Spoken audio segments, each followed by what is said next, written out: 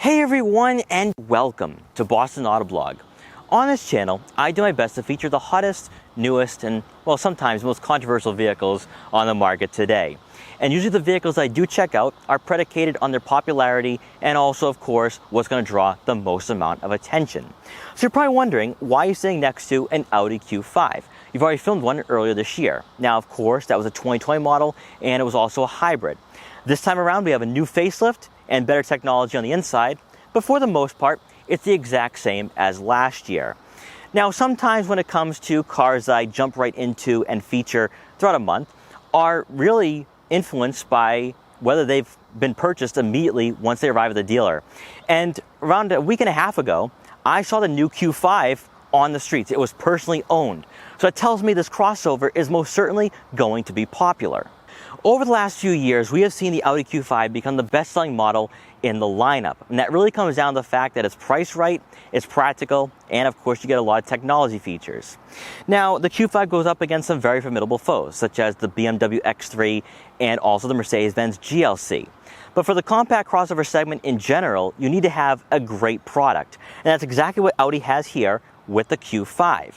But for 2021, they've made this vehicle even better.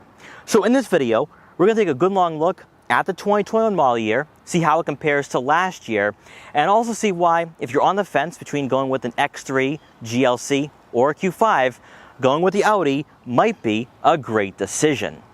Now, before I get in this review, I'd like to thank Ira Audi of Peabody in Peabody, Massachusetts, for allowing me to do this review. The link will be in the description below, so you can check out their extensive Audi inventory.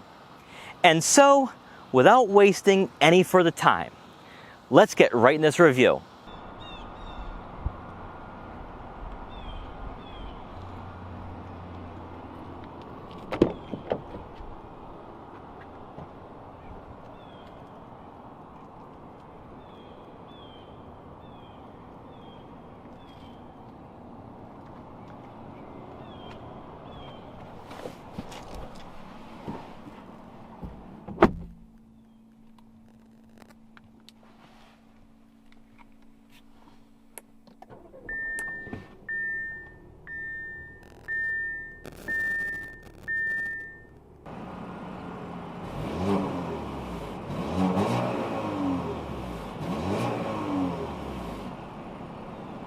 Lately, it's felt that in the crossover market, if you're not innovating and improving, you're falling behind. This couldn't be more important for a luxury brand that finds themselves in a rivalry with BMW, Mercedes-Benz, and a number of other manufacturers, all vying for the top spot in a very lucrative segment. For Audi, the Q5 is an integral piece of the puzzle, drawing the most amount of consumers for the brand. And to appeal to an ever-changing consumer demographic, changes both to the exterior and interior to go along with improved technology and better performance are a few steps to make this crossover more competitive against the BMW X3 and Mercedes-Benz GLC. Starting off with pricing, the model we have today is a Premium Plus, which comes in at $48,100. This is the mid-tier trim in the Q5 lineup, and as we'll see throughout this review, is the best bang for your buck, providing a good amount of tech and luxury features while also hovering right around the $50,000 mark. For 2021, Audi's compact crossover receives a facelift, and drawing our attention the most is the new looks to the exterior and the minor cosmetic changes to the interior. Dimensions remain the same as last year, with the 2021 model year for the Q5 being a mid-cycle refresh, and more importantly, is still comparable in size to most of its closest rivals. Up front, the Q5 not only becomes more modernized to fit in better with the current lineup, but 2021 brings an enhanced sense of aggressiveness with a new headlight design that we see on the B9.5 Audi A4 and S4. As we've witnessed throughout the last 8 to 10 months, all crossovers now receive brushed aluminum accents that run vertically through the grille design. However, if you offer the S-Line, a mesh grille completely transforms the front fascia to give this crossover a sporty road presence, much like we see with the new SQ5. While body lines and proportions go unchanged, the lasting impression is that this minor refresh suits this generation very well, fixing the outdated design elements and embracing a futuristic appearance. Moving over to the side profile, the model for this review is sitting on the optional 20-inch 5-arm design wheels, but coming standard will be 19s wrapped in all-season tires. Besides the wheel designs, very little changes for 2021. You'll get body color folding side mirrors with turn signal indicators to go along with blind spot detection for added safety and peace of mind. Then coming around to the back, subtle changes have been made to the rear of the Q5. And probably to the delight of many who criticized Audi's fake exhaust outlets in the past, the diffuser has been redesigned to blend better with the overall appearance.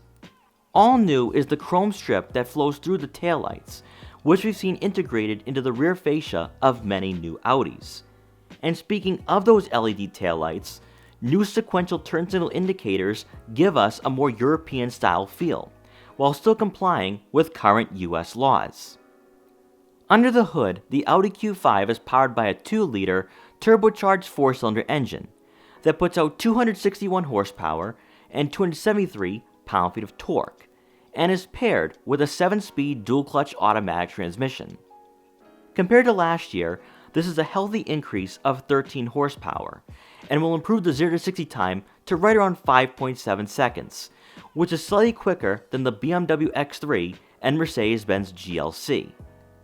As we saw with the 2020 model year, you can option for a hybrid trim for better fuel efficiency and, quite frankly, irresistible performance that's very competitive to the SQ5. For the drivetrain, Audi's Quattro all-wheel drive system will come standard, which differs from BMW and Mercedes-Benz, who offer all-wheel drive as an option. For fuel economy, you can expect to see right around 23 miles per gallon in the city and 28 miles per gallon on the highway. Inside, we're greeted by power-adjustable heated and ventilated sports seats for both the driver and passenger as part of the warm weather package, providing firmness and a good amount of bolstering to keep you in place. In front of you, Audi's virtual cockpit comes standard for the Premium Plus, offering the best digital gauge cluster in the luxury car segment by far. Resolution, quality, and graphics are without question unrivaled when comparing this information display to what Mercedes-Benz and BMW currently offer. By using the buttons mounted on the steering wheel, you can change what you see in front of you and the layout, such as going with a more traditional look or having the navigation system dominate this 12.3-inch screen. Moving over to the infotainment system, new for 2021 is Audi's latest MMI user interface, with a 10.1-inch touchscreen with Apple CarPlay and Android Auto compatibility. As we'll discuss in more detail, the Roy dial, touchpad, and quick access buttons have been removed, so this infotainment system is exclusively a touchscreen. Responsiveness and quality are top-notch, and we expect that with Audi products, as they're focusing most of their attention on the technology you'll be interacting with on a daily basis. Of course, you will have a drive mode selector, which will affect throttle response and steering input. For the Premium Plus, you'll have a variety of different camera angles to choose from, such as a top view, side view for the front and rear tires, a front-facing camera with trajectory, and of course, the rear backup camera with trajectory, making this crossover very safe and easier to maneuver when parking in tight spots. Unlike the user interface, button layout for the dashboard goes unchanged, with your dials and buttons for the 3-zone climate control and 3-level heated and ventilated seats being found below the infotainment system. A second row of buttons will be for your drive mode selector, auto start stop, traction control, and hill descent control. For the center console itself, you'll find a 12-volt outlet and USB input. And with the Roy dial gone, there's some additional small cubbies for your key fob or loose change. For the center storage compartment, you'll have an adjustable center armrest, and inside, a wireless phone charging pad, which can slide, will reveal 2 cup holders and enough space for a smartphone or smaller items to go along with an additional USB input. And rounding out the front seating area, a panoramic sunroof will let in a lot of natural light to the interior. Now for passengers in the back, we're going to start off on the passenger side, and I adjusted the seat further back. It's also on a recline, and I still have a few inches of room to work with here. Now, keep in mind, I am 5'5", so I'm the tallest person out there. However, this is very good to see, especially with compact crossovers, because when you start having people maybe around 6 foot tall and above sitting in front of you, it can get cramped to a certain degree. Now, Audi, out of the German brands, leads in this segment when it comes to rear legroom. So you get around 38 inches of legroom for the passengers in the back, which outclasses the Mercedes-Benz GLC and also the BMW X3. Now, even though the difference around maybe an inch to an inch and a half, you most certainly feel that. So I do think that you could fit people who are maybe like 5'8", 5'9" back here, and they could most certainly be comfortable. Even when it comes to headroom, I think you could fit someone around maybe 5'10". So I think this vehicle is still very practical for what it is. Now, for the center seat, this is very deceptive because when I sat back here, I'm thinking, wait a minute, there is no way you're going to be able to fit a third person back here. However, there's some great placements for my feet, and I do think that if you had 3 kids back here, you could fit them comfortably. Obviously, when it comes to average size adults, that's where it gets a bit iffy because I think shoulder room is going to be a problem. However, I think if you have maybe just 2 people in the back, they're going to be just fine. So I think for a smaller family, this most certainly works. If you are looking for a vehicle that's bigger than this, I'd say go with the Q7. The Q7, you could most certainly fit 3 people in the second row.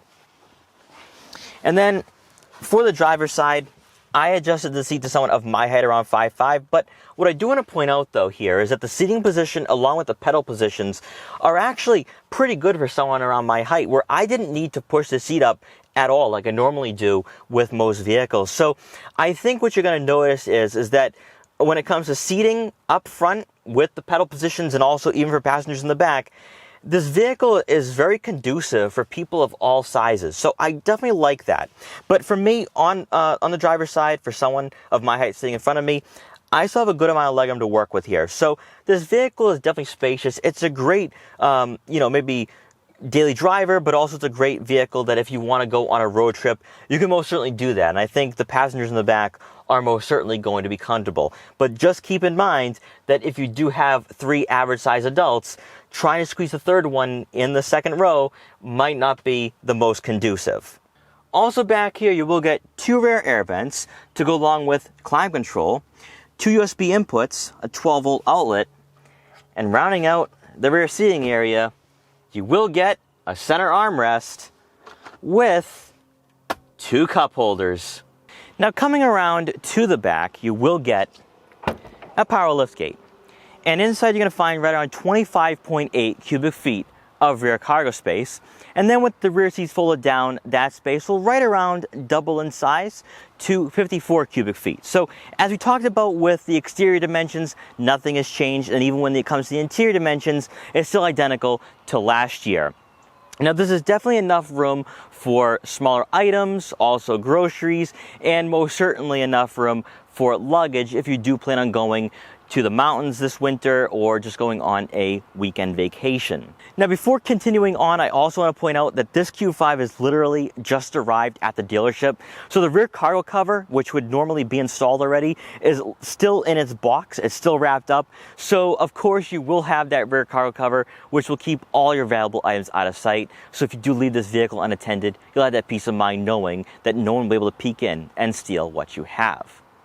Also back here, there will be quick release tabs on either side of the rear cargo area, so you can quickly and conveniently lower those second row seats, and you can be on your way once you load everything up. And then once you're done, just press the button and the liftgate will close automatically. So at the end of the day, the Audi Q5, in my opinion, is significantly better today than where it was last year. And it really just comes down to the minor facelift and their minor cosmetic upgrades that they've made to the interior of the Q5. Now, starting off with the exterior, I absolutely love the new front fascia. It looks exactly like the B9.5, A4, and S4, and I fell in love with that sedan the minute I saw it earlier this year, and I'm feeling the exact same way with the Q5. It just seems to fit this generation a lot better. It just fits the overall look, and it just gives this crossover more upscale, aggressive, and modernized appearance. Now, of course, we do have the regular Q5, so it's not the S-Line or the SQ5. The SQ5 has the gloss black mesh grille, which just really makes this crossover look great. And I still like the current grille that we have on this model. It fits right in with all the other crossovers in the lineup. And then, of course, when it comes to the user interface and the infotainment system, I do miss having the road down quick access buttons. But if there's one infotainment system on the market today that doesn't necessarily need one, it would be Audi's, just because Audi has a very responsive, high quality, high resolution infotainment system that just makes using the screen very easy, even though it's just a fully functional touchscreen. Now, also because it's close to the eye level, it's very easy to use while you're driving, so I definitely like that aspect. But when it comes to technology, whether it's the infotainment system or the virtual cockpit, I just don't see another brand in this price range and segment that rivals what Audi has here, and really doesn't even come close, in my opinion. Of course, a lot of brands right now are going to a full digital setup, but it just isn't there. It's just not where Audi is right now. So I think Audi definitely leads the way in that regard. But overall, I fully understand why a consumer already has purchased this Q5. And in fact, the SQ5s are just arriving at Audi Peabody. There's already one sold. So I understand why people are really excited and enthusiastic about this crossover, because the minor changes that Audi has made has really perfected this vehicle. And I do think that if you are in the market for a compact crossover, you seriously have to give this vehicle some consideration, especially if you're going to compare it to a Mercedes-Benz GLC or a BMW X3, because I think when it comes to the technology aspect, the exterior and how it looks very aggressive and modernized, and even just the layout of the interior, it's just very user-friendly, very clean, and I just think that if you're looking for a luxury crossover, the Audi Q5 might be a great vehicle to go with.